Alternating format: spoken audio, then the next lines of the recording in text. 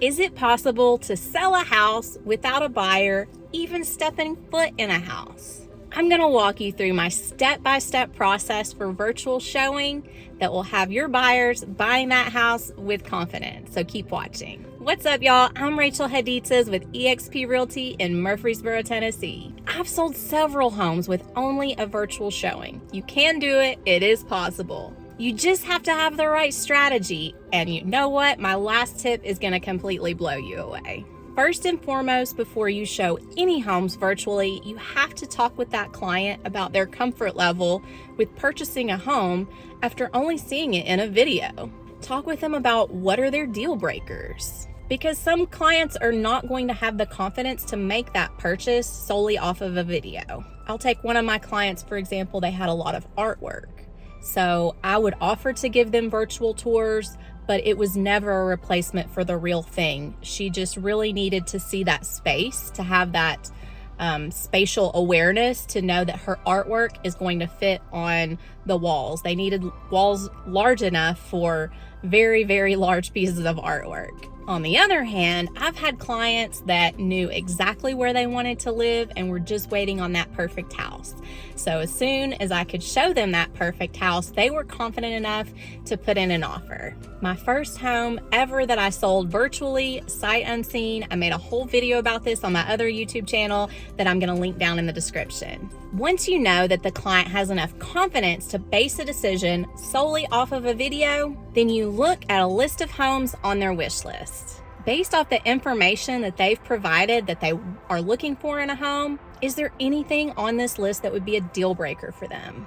Any of these deal breakers need to be confirmed when you show the home virtually so that they can either keep it on their list or cross it off. My next tip for showing a home virtually starts before you even step in the house. Once you get out of your car, you've pulled up to the home, you want to show them the neighborhood. Maybe you even drive through the neighborhood a little bit beforehand to show them, what do the houses look like? How clean are the yards? Is there anyone outside? Kids playing, people walking? And what's nearby the neighborhood? Is it more homes next door, a park, or is there a big noisy warehouse next door? Let them know things like that.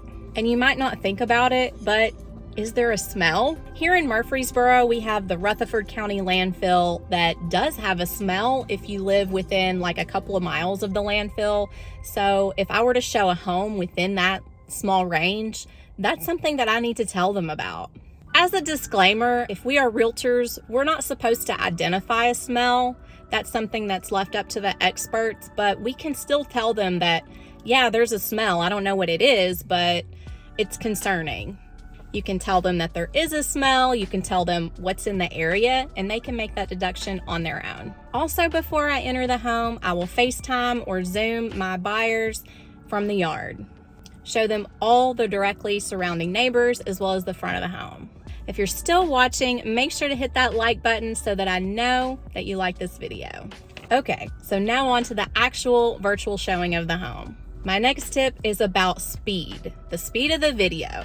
Don't go too fast. If you are going at your normal walking pace, you are going to make your client seasick. And check in with the person. Hey, am I going too fast? Do you want me to speed up a little bit more? Do you want me to slow down? My next tip is to give directionals when you walk in the door. As soon as you open that door, what is to your left? What is to your right? What is right in front of you? One of the purposes of the walkthrough is to understand the floor plan. So you want to let them know, hey, there's a half bath off to the right. There's a closet off to the left. To the front is the foyer and the great room.